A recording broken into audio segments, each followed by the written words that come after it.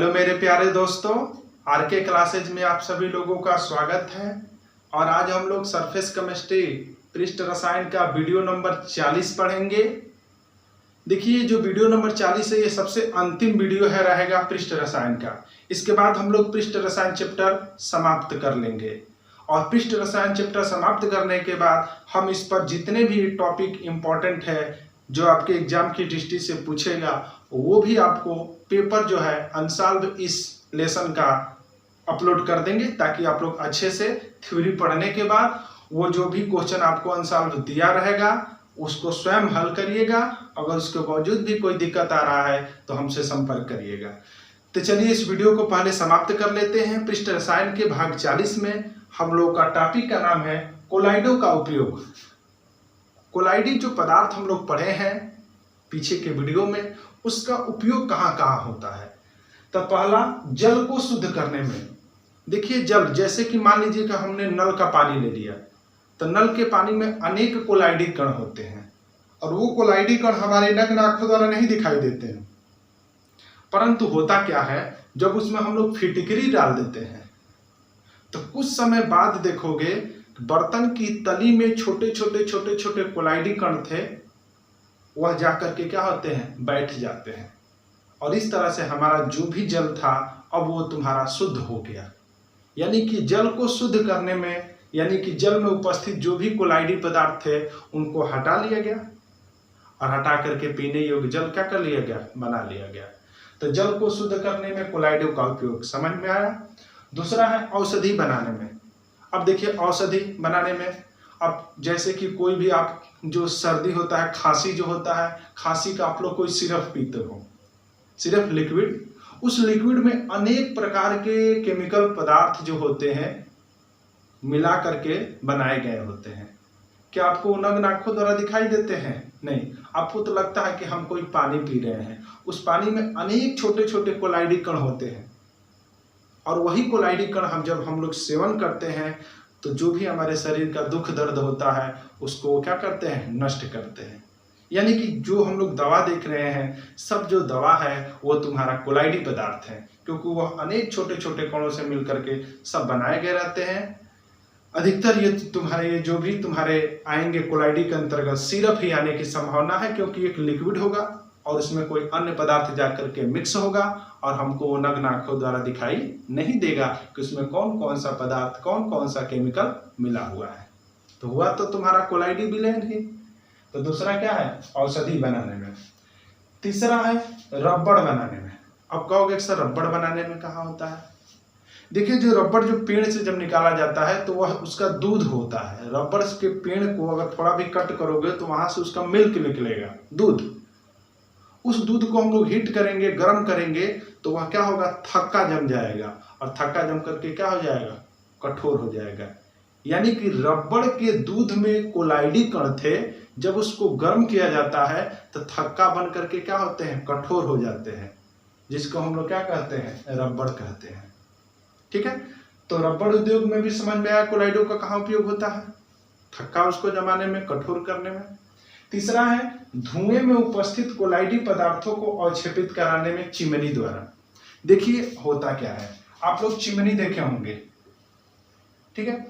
धुएं में अनेक, जैसे कि मान लीजिए कि इधर से धुआं निकल जा रहा है, इधर से क्या जा रहा है, धुआं जा रहा है, सोच रहे हो। धुएं में अनेक प्रकार के कोलाइडी पदार्थ होते हैं और वो कोलाइडी पदार्थ हमारे पर्यावरण को क्या करते हैं, प्रदूषित करते हैं। तो उसके लिए क्या किया जाता है कि जो कंपनियां होती हैं उन कंपनियों से जो भी धुआं निकलता है वह डायरेक्ट एटमॉस्फेयर वायुमंडल में ना जाए। अगर डायरेक्ट एटमॉस्फेयर वायुमंडल में जाएगा तो वहां पे पर्यावरण क्या होगा, प्रदूषित होगा। तो उसको क्या किया जाता है, एक चिमनी से गुजारा जाता है। जब उस धुएं को चिमनी के अंदर से गुजारा जाता है तो धुएं में जो कोलाइडी पदार्थ होते हैं वह चिमनी की दीवारों से जाकर के क्या होते हैं, चिपक जाते हैं।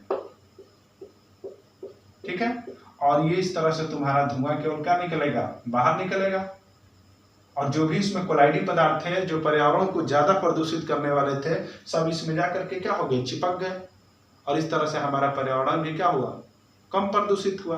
तो इस तरह से यहाँ पे जो लिखे हो, धुएं में उपस्थित कोलाइडी पदार्थ को क्या करने में, अवक्षेपित करने में किसका प्रयोग होता है तुम्हारा, कोलाइड का एक तरह से, क्योंकि धुएं में अनेक कोलाइडी कण होते हैं और उन कोलाइडी कणों को तली में क्या करना है, अवक्षेपित कराना है, तो चिमनी के द्वारा कर रहे हैं।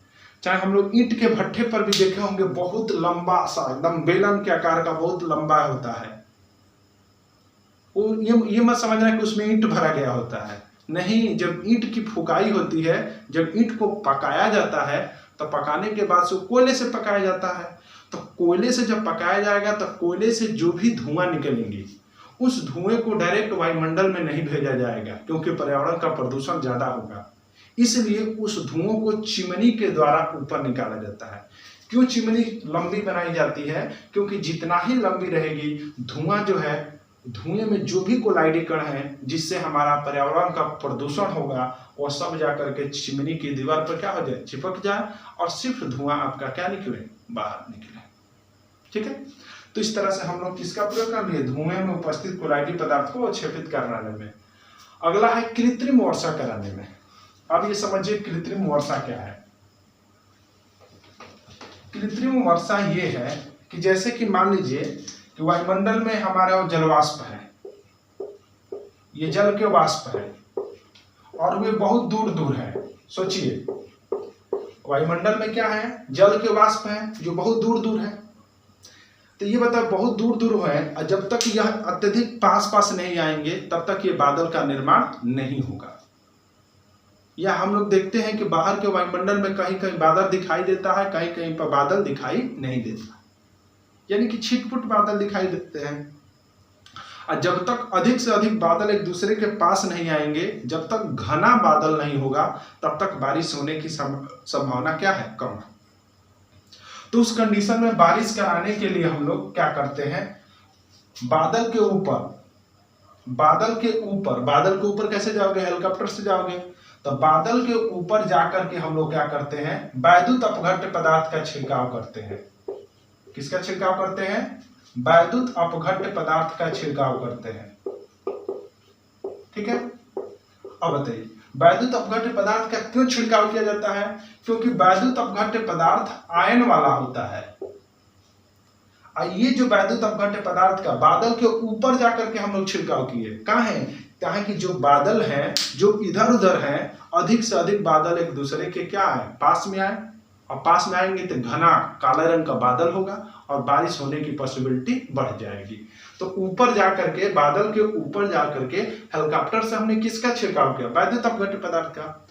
अब आप जानते हैं कि जो भी कण है कोलाइडी कण है, वो कोलाइडी कण वैद्युत अपघट्य पदार्थ से क्या करेंगे, संयोग करेंगे, और संयोग करके बड़ा बड़ा भारी भारी आकृति का कण बनाएंगे, और इस प्रकार भारी भारी आकृति का कण बना करके क्या होंगे, अत्यधिक एक दूसरे के पास पास होने लगेंगे। क्या हुआ, वैद्युत अपघट्य पदार्थ का छिड़काव हुआ, तो जो भी बादल के कण है यानी कि कोलाइडी कण है, वह क्या होंगी, अत्यधिक पास पास आना शुरू होंगे। क्यों, क्योंकि वो भारी भारी कण बना लेंगे वैद्युत अपघट्य पदार्थ से संयोग करके, और इस प्रकार क्या होंगे, घना बादल का क्या करेंगे, निर्माण करेंगे, तो बारिश होने की पॉसिबिलिटी बढ़ जाएगी। इसी को कहते हैं कृत्रिम वर्षा। क्या कहते हैं, कृत्रिम वर्षा। कृत्रिम वर्षा कराने में माने बनावटी वर्षा। बनावटी वर्षा कैसे कराओगे, पानी का स्वयं छिड़काव करना बनावट, कृत्रिम वर्षा नहीं हुआ। जो बादल हैं दूर दूर हैं, उसके ऊपर हेलीकॉप्टर से जा करके वैद्युत अपघट्य पदार्थ का जब छिड़काव किया जाएगा, तो जो बादल थे, जो छोटे छोटे बादल थे, सभी एक जगह क्या होंगे, स्टोर होना शुरू करेंगे, क्योंकि वैद्युत अपघट्य पदार्थ कोलाइडी कणों के साथ संयोग करके भारी भारी बड़े बड़े आकृति का कण बनाएंगे, और वह अत्यधिक बादल एक दूसरे के पास पास हो जाएंगे, घने बादल का रूप ले लेंगे और बारिश होने की संभावना बढ़ जाएगी। अगला है साबुनीकरण में, वस्त्र साफ करने में। जैसे कि मान लीजिए कोई भी वस्त्र है, गंदा रहता है, क्या उसके धूल के कण हमको दिखाई देते हैं, नहीं, लेकिन जब उसमें फिचाई क्रिया साबुन में हम लोग जब सफाई क्रिया करेंगे, तब लास्ट में जब देखेंगे गंदगी के कण हमारी आंखों द्वारा दिखाई देने लगता है। यानी कि जो भी वस्त्र के कोलाइडी कण होते हैं वो सब क्या होते हैं, साबुन द्वारा एक स्थान पर बिटोर करके भारी आकृति का कण बना करके बैठा दिया जाता है तली में। तो साबुनीकरण में भी किसका प्रयोग होता है, एक तरह से कोलाइडी पदार्थ का होगा। अगला है डेल्टा बनाने में। अब ये डेल्टा समझिए क्या होता है। देखिए डेल्टा का निर्माण का मतलब टीला। हुआ क्या, इधर से मान लीजिए कि नदी का पानी जा रहा है, इधर से क्या किसका पानी जा रहा है, नदी का पानी जा रहा है, ठीक है। और आप जानते हैं कि नदी के पानी में अनेक कोलाइडी कण होते हैं। नदी के पानी में क्या होता है, अनेक कोलाइडी कण होता है। और यहां पर इसका मिलाप हो रहा है समुद्र के पानी से, ठीक है। यहाँ पे समुद्र है, ये नदी का पानी है जिसमें अनेक कोलाइडी कण होंगे, और ये समुद्र है जिसमें वैद्युत अपघट्य पदार्थ होता है NaCl, पता है, नमक, खड़ा पानी इसीलिए कहते हैं ना। तो नमक तुम्हारा वैद्युत अपघट्य पदार्थ है, या समुद्र में अनेक वैद्युत अपघट्य पदार्थ होते हैं जो आयन के रूप में टूटेंगे। बोलिए, तो हुआ क्या, नदी का पानी समुद्र में मिला, तो नदी में अनेक कोलाइडी कण हुए और समुद्र में आयन हुए, क्योंकि समुद्र में वैद्युत अपघट्य पदार्थ होता है। तो नदी के पानी में कोलाइडी कण और समुद्र के पानी में आयन, और जब यह एक दूसरे से मिलेंगे, ये जो आयन है वो तुम्हारे कोलाइडी कणों के साथ संयोग करने लगेंगे, जानते ही हो। और कोलाइडी कणों के साथ संयोग करके भारी भारी बड़े बड़े आकृति का कण बना करके बीच में तुम्हारा यहाँ पे टीला टाइप का बनना है, वह क्या होगा, बन जाएगा। वो टीला किसका होगा, तो जो बालू के, रेत के जो कण हैं या धूल के, गंदगी के जो कण हैं, वही क्या होंगे, स्टोर होने लगेंगे। और स्टोर होकर के तुम्हारा किसका निर्माण हो जाएगा, एक तरह से डेल्टा का निर्माण हो जाएगा। तो डेल्टा का निर्माण कब होता है, जब नदियों और समुद्र के पानी आपस में क्या करेंगे, जब मिलेंगे, तो उस समय डेल्टा बनेगा। अब कोई पूछेगा कि कैसे, तो नदियां माने गंगा जी हुई, चाहे जमुना जी हुई, या छोटी मोटी कोई नदी कह सकते हो, लेकिन समुद्र से मिलना चाहिए। क्यों, क्योंकि नदी के पानी में अनेक छोटे छोटे क्या होते हैं, कोलाइडी कण होते हैं, और समुद्र के पानी में वैद्युत अपघट्य पदार्थ यानी कि आयन होते हैं। और ये आयन क्या होता है, जब नदी का पानी समुद्र में मिलता है, तो जो भी समुद्र में वैद्युत अपघट्य पदार्थ यानी कि आयन है, वह नदी के पानी में उपस्थित कोलाइडी कणों के साथ संयोग करते हैं, और संयोग करके भारी आकृति का कण बना करके वहां पर स्टोर करना शुरू करेंगे, और बीच में हमको टीला जैसा दिखाई देने लगेगा, जिसको हम लोग क्या कहते हैं, डेल्टा कहते हैं, ठीक है। तो दोस्तों, पृष्ठ रसायन के इस अंतिम वीडियो में हम लोगों ने क्या पढ़ लिया, कोलाइडों का उपयोग पढ़ लिया। इस तरह से हम लोग आज क्या समाप्त कर लिए, पृष्ठ रसायन समाप्त कर लिए। तो दोस्तों, पृष्ठ रसायन चैप्टर पढ़ाने में हमने बहुत मेहनत करके आप लोगों को पढ़ाया है, तो कृपया करके आप भी मेहनत करके इस चैप्टर को पढ़िए, तैयार करिए। हम इसका आंसर भी यानी कि क्वेश्चन भी आपको जल्द ही प्रोवाइड करा देंगे। लेकिन हाँ, आप पढ़ाई करिए।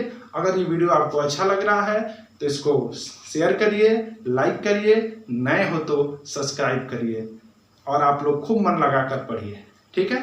धन्यवाद।